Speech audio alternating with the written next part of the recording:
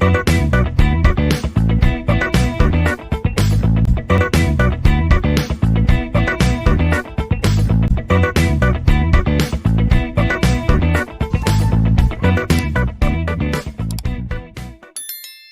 the next session on computer graphics and visualization. In this video session, we will be talking about the illumination model and types of light sources. So what is illumination model? So illumination model, which is also called as a lighting model, it is used to calculate the color of an illuminated position on the surface of an object. Now what do you mean by the illuminated position? So illuminated position is a point on a surface where the light is being struck upon, okay, or where the light is being incident upon. So this illumination model is used to calculate the color of an illuminated position on the surface of an object. Now let us try to understand it a bit more clearly. So let us say we have a white colored surface and we have a green colored light which is focusing on it. So this green colored light which is falling or which is incident on a white colored surface may cause the white surface appear to be greener or to be in greenish color. So this is where the illumination model comes to the picture. Out of the white colored surface may appear to be of a greenish shade, if not the exact green color of light which is falling on it. Similarly, what happens if two or more multiple colors of lights are incident on a given surface? How does the surface should appear like? That is the main purpose of having this concept of illumination model, which is used to calculate the color of each and every position on a given surface of an object. One object may be made up of multiple surfaces. Every surface may have different colored light that is falling on it, or there may be different colors of light that is incident on each surface of a given object. So depending upon the position of the object, depending upon the direction of the light source, depending upon the position of the light source and the light color intensity, how should the object appear? So that is the basic idea of illumination model. So let us recall the definition once again. An illumination model, also called as a lighting model, or sometimes it's also referred to as a shading model, is used to calculate the color of an illuminated position on the surface of an object.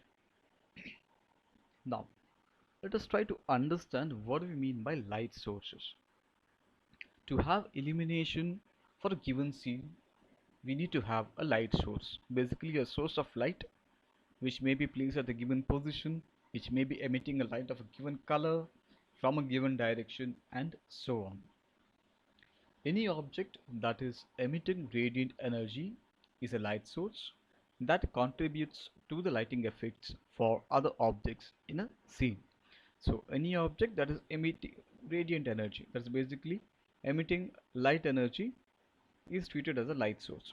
So it contributes to the lighting effects for other objects in a given scene. We can control the light sources with a variety of shapes and characteristics, and most emitters serve only as a source of illumination for a given scene. So basically they serve as a source of illumination. They basically add lighting effects to a given scene. So that is the purpose of light sources. A light source can be defined with a number of properties. What are the properties for a light source? A light source can have properties such as the position of the light source. We can specify the color of the emitted light by a given light source. The emission direction can also be specified. What is the direction of light that is emitted by a light source, as well as the shape of the light source, right? So these are the different properties we can set for a light source.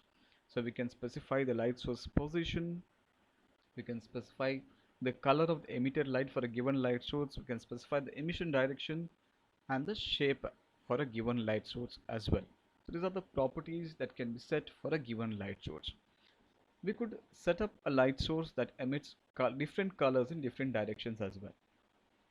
Okay, we could set up a light source that emits different colored lights or different colors in different directions as well. So we assign light emitting properties using the single value for each of the red, green and blue color components, which we call as the RGB color components, which we can describe as the amount or the intensity of that particular color component. So we can generate any color by having the combination of the three primary colors, that is the red, the green and the blue, color components. We call them as the RGB color components. So using this RGB color, we can specify a particular color that is emitted by a light source. Now the amount of light that is being emitted from a light source, we call it as the intensity of that particular light source, or intensity of that particular color component. So coming back to the definition again, so what is a light source? A light source is any object that is emitting a radiant energy which contributes to the lighting effects for the objects in a given scene. So what are the properties of the light source? So light source can have a position. The light source is having a particular color of the emitted light. It is having a emission direction as well as the shape. So these are the properties of the light sources. Understand the types of light sources. So there are basically four types of light sources. The first one, we have something called as the point light sources. Then you have something called as the infinitely distant light sources. The next type of light source is called as the directional light sources, and then we have the extended light sources. So we have basically four types of light sources. The first one being the point light sources, then we have the infinitely distant light sources, followed by the directional light sources, and then the extended light sources. Now let's try to understand the properties of each of these light sources in detail. So let us start by looking into what do we mean by point light sources. Okay. Now the simplest model for an object that is emitting radiant energy is a point light source with a single color specified with the RGB components. So point light source is basically a light source which is emitting a single color. It emits only a single color. So this single color is specified by varying the intensities of the red, green and blue component, that is the RGB component.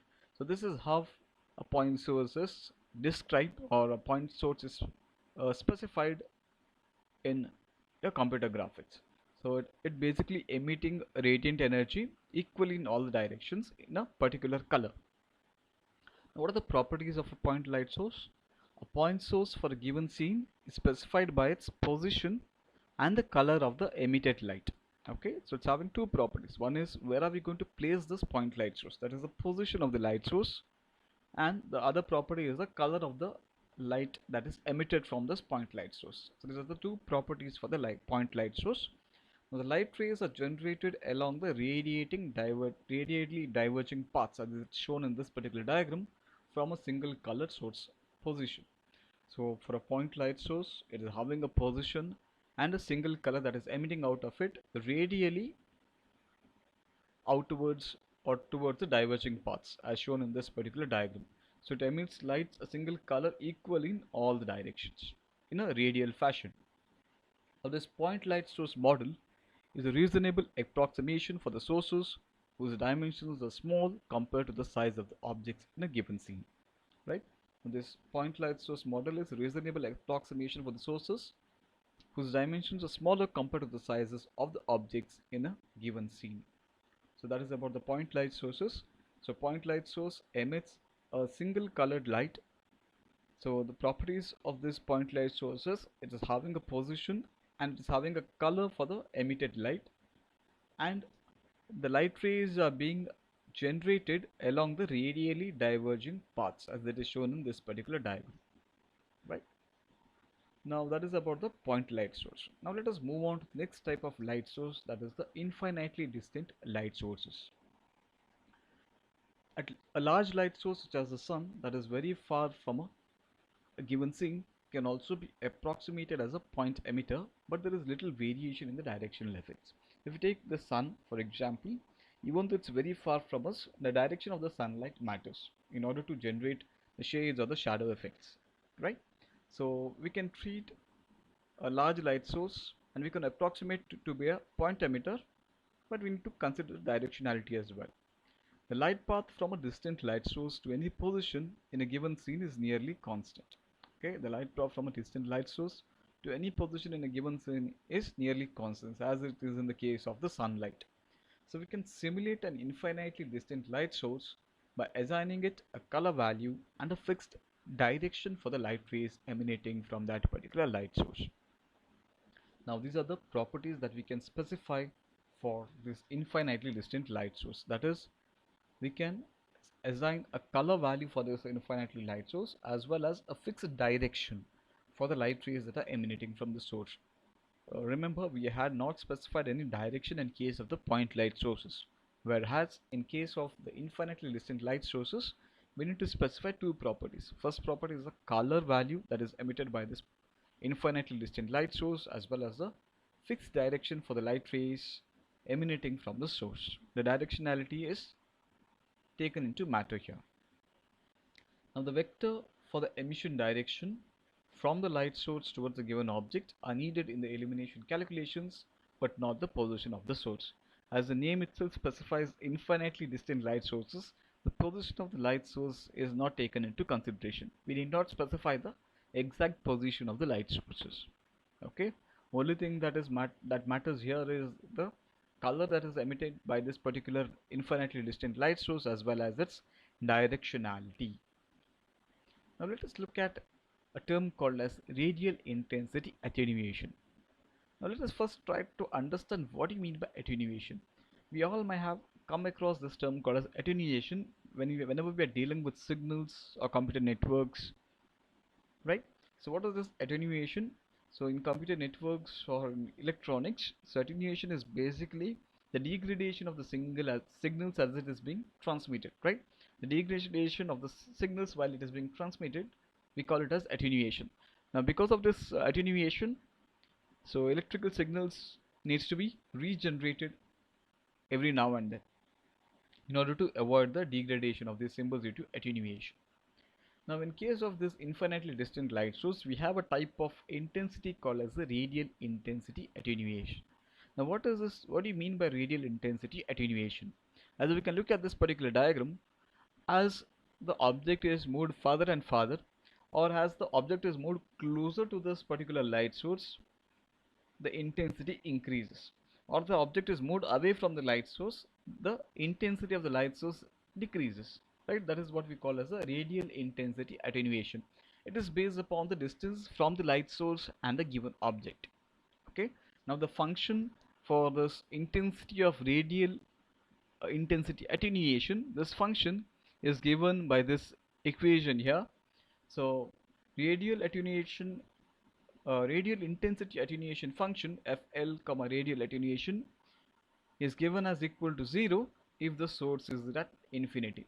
If the source is placed at an infinite distance from a given object, in that case this radial intensity attenuation function will yield a value equals to 0. Whereas if the source is local, if it is placed at a infinite or a finite distance from a given object, okay, if the source is at infinity, then the function for the radial intensity attenuation will yield us a value of equals to 0, whereas if the source is placed at some finite distance from the object, that is if the source is local, then the equation for the function for radial intensity attenuation is given as 1 divided by a naught plus a1 into dl plus a2 into dl square. Now what are these a naught, a1, a2 and dl? So dl is the distance between the light source and a given object. Since the source is local, which means there is some finite distance between the object and the light source, that distance is represented by a symbol called as dl. So what are these a0, a1 and a2? These are called as attenuation coefficients, right? So the equation for the radial intensity attenuation when the light source is local is given as 1 divided by a0 plus a1 dl plus a2 dl square, where a0, a1 and a2 are called as attenuation coefficients, which are basically the constants, and dl is the distance between the light source and the given object.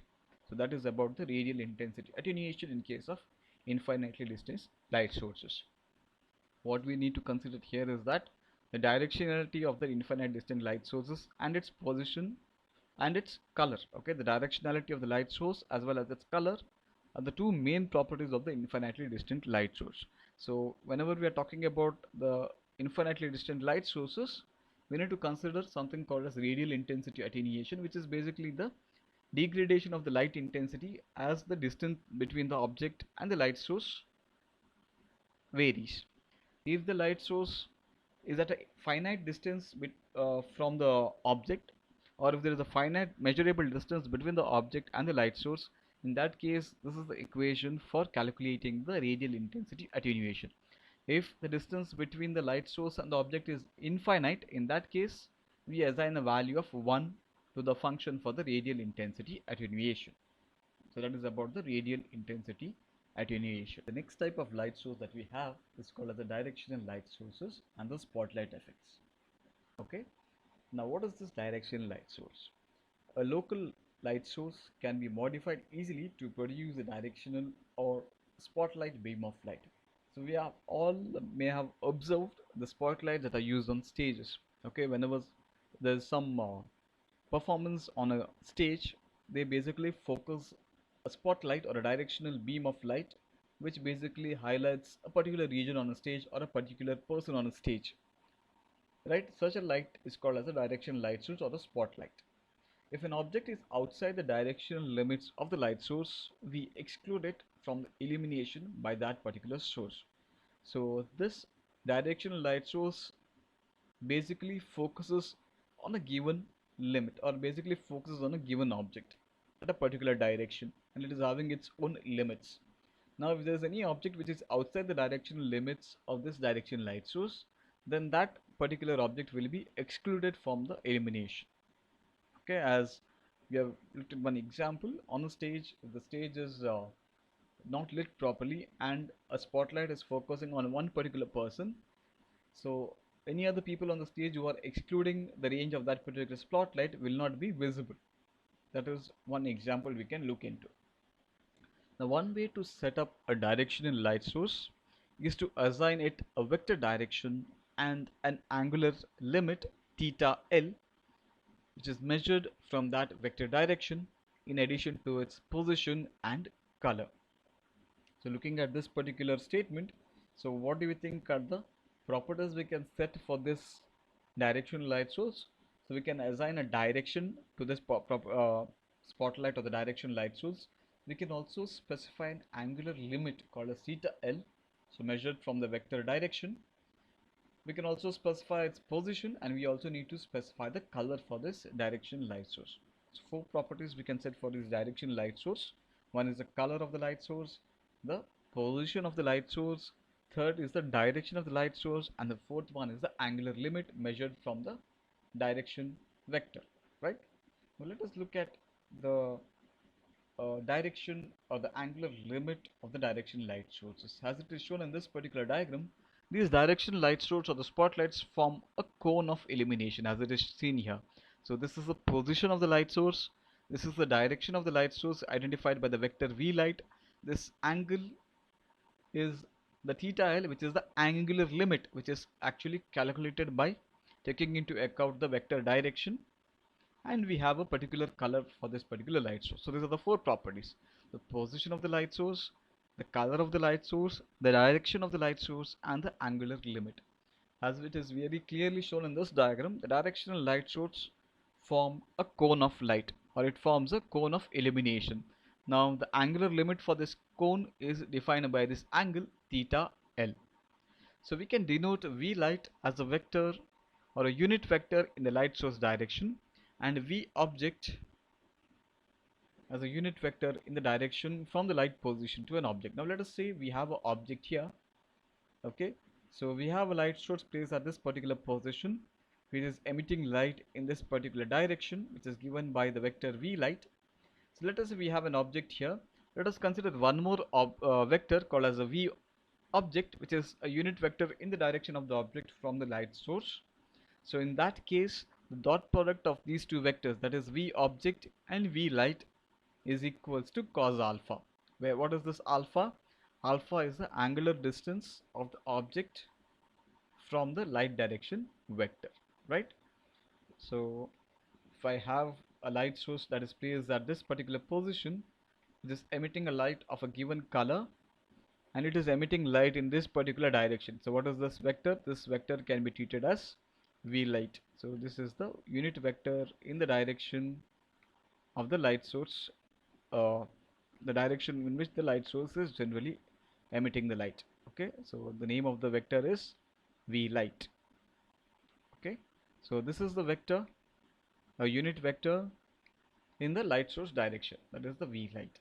Similarly, if we have an object here, so we can have one more vector called as v object. Okay, so we have one more vector called as v object, which is a unit vector in the direction from the light position to an object position. Okay, so we have two vectors, one is v light and one more is v object. Now if you find the dot product of these two vectors, v object dot v light, it will be equal to the cos of the angle between these two vectors.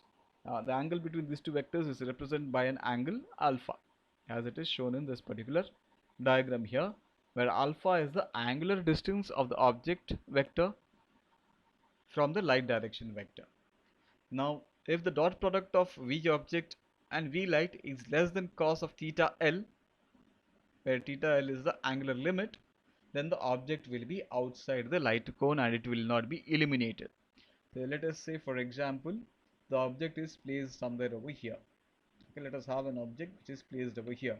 Now since it is beyond theta, since it is placed outside the cone, in that case if I have a vector in this particular object direction, and if I find the dot product of this vector and the light vector, in that case it definitely yields a value of less than cos of theta L. That means the object is outside the light cone. That object will not be considered for illumination. So whenever we are considering about the direction light sources, remember we need to consider the position of the light source, the direction of the light source color, as well as the angular limit theta L. If the object is beyond the angular limit theta L, then that particular object will be treated as beyond the cone of illumination, and that particular object will not be illuminated. Now whenever we are talking about the directional light sources, we need to consider one more type of attenuation called as the angular intensity attenuation. Now what is this angular intensity attenuation? So before proceeding further, let me just give an example of a light that is emitted from a flashlight or a pen torch that is basically falling on a flat surface as a wall. You might have observed, if you flash the light from a torch or the flashlight onto a wall, you might have seen a circular pattern that is created on the wall. Again, if you analyze it a bit further, what you can observe is the center of that particular flashlight which is falling on the wall will be having more intensity as compared to the light that is at the edge of that particular circle that is being formed. So the light is more concentrated at the center of that particular circle as compared to the edge of that particular circle. You might have observed, all of us might have observed this. So that is an example for angular intensity attenuation. So as we are moving from the center of the cone towards the edges, if this is the center of the cone, so light intensity will be more at the center of this particular circle, and it will gradually decrease, the intensity will gradually degrade as we are moving away. So whenever we are at the edge of this particular circle, the intensity will be the least. That is called as angular intensity attenuation. So as we are moving from the center of this illumination code towards the boundaries, there is a degradation of the light intensity. There is the attenuation in the light intensity. This is called as the angular intensity attenuation in case of the directional light source. Now we have a function to find this or to calculate this angular intensity attenuation. A commonly used angular intensity attenuation function for a directional light source is given as function of angular attenuation for a given angle phi is given as cos of phi raised to the power of al, where phi is any angle between 0 and theta, where theta is the angular limit, and al is called as the exponent coefficient. It's called as the attenuation exponent. Al is called as the attenuation exponent, which is used to calculate the angular intensity attenuation. So angular intensity attenuation for any given angle phi is given as cos phi raised to the power of al, where al is the attenuation exponent and the value of phi can vary from 0 to 5. So phi should be less than or equal to the value of phi should be less than or equal to theta and greater than or equal to 0 degrees. Now we can express the general equation for the angular attenuation as the function for angular attenuation, or the function for the intensity of angular attenuation, will yield a value equals to 1 if the source is not a spotlight. If the light source is not a spotlight, in that case there will be no angular intensity attenuation at all. So in that case, the function for angular intensity attenuation, or the function for the intensity of the angular attenuation, will yield a value of 1 if the source is not a spotlight. If it is some other light source, in that case the function for the angular intensity attenuation is going to give us a value equals to 1. Now the function for angular intensity for the angular intensity attenuation is going to yield a value of 0 if the dot product of the vectors v object and v light is equal to cos alpha, which is less than cos of theta L, which indicates that the object is outside the spotlight cone. So the function for the angular intensity attenuation will yield a value of 0 if the object is outside the spotlight cone. How do you understand the object is outside the spotlight cone? By looking at the dot product of the vectors v object dot v light. So if it yields a value which is equal to cos alpha, which is less than cos of theta of L, which is theta L is basically the angular limit.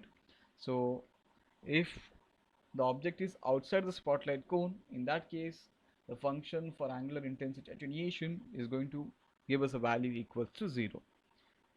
Third case is the function for angular intensity attenuation will be equal to v object dot v light raised to the power of al. It is the attenuation exponent in the case if these two conditions are not met in otherwise, right? So the function for angular intensity attenuation will be equals to 1 if the source is not a spotlight. It will be equal to 0 if the object is outside the spotlight cone, that is if v object dot v light dot product of these two vectors is less than theta L, else the function for angular intensity attenuation will be equal to the dot product of v object and v light raised to the power of al, where al is the attenuation exponent. So that is about the angular intensity attenuation in case of direction light source and the spotlights. Now let us move on to the next type of light source, that is the extended light source. So when we want to include a large light source at a position close to the objects in a given scene, such as a long neon lamp, in that case we can approximate it as a light emitting surface. So when a large source is positioned very close to a given surface, so that entire particular large light source can be treated as a light emitting surface, as it is shown in this particular diagram. So when you want to include a large light source at a position very close to the object in a given scene, as you can see the distance between the light source and the object is very small here. So in that case we can approximate the light source as a light emitting surface. So one way to do that is to model the light source as a grid of directional point emitters. So we can observe, or we can treat every point on that particular light source as, on that particular light surface, as a grid of multiple point light sources which is emitting light in a particular direction. So this particular light source, which is very large when compared to the object, it is placed very close to the object. It can be treated as a light emitting surface, and this light emitting surface can be treated as a grid of multiple point light sources which is emitting light in a given direction. We can call them as a grid of directional point emitters. We can set the direction for the point sources so that the objects behind the emitting surface are not eliminated. So if I place the object somewhere behind the light source, this particular object will not be emitted, will not be eliminated, because we have set the direction limits for these light sources. For every point on this particular light source, it's emitting light in this particular direction, right? So objects behind this particular light source will not be eliminated. We could also include other controls to restrict the direction of the emitted light near the edges of the source. So we have a model called as the Warn model that provides a method for producing studio lighting effects using a set of point emitters with various parameters to simulate the bandos, flaps and spotlighting controls employed by the photographers. If at all you have visited or if you have seen a photography studio, you might have come across a device which looks something like this, which is fitted onto the light sources. So these are called as bandos and flaps, which are basically used to control the directions of the light that are emitting from a given light source. So we can flip open or flip close this particular barn doors in order to change control the directionality of the light sources. So this using such directionality or providing such a directionality to the extended light source is called as the Warn model. Okay, so it is used to simulate the barn doors, flaps, and spotlighting controls employed by the photographers. Spotlighting is achieved with the cone of light as discussed earlier, and the flaps and the barn doors provide additional directional control. We can give direction to the light that is emitted by this extended light sources by adopting this one model, which is used to simulate the effects of the barn doors, the flaps, and the spotlighting controls, which is employed by the photographers. So whatever uh, type of light we get by having this device, the same can be simulated by using the one model. So we can simulate the working of the barn doors or the flaps or the spotlighting controls by employing one model to a given extended light sources. So in this session we discussed what do you mean by illumination model. We discussed the types of light sources. So what is an illumination model that we have discussed? It is a model that is used to calculate the illuminated position on the surface of an object. So illumination model is also called as the lighting model as well as the shading model. Let me discuss what do you mean by the light sources and what are its properties. The general properties for the light sources: light source position, the light source direction, the light source color, as well as the light source shape.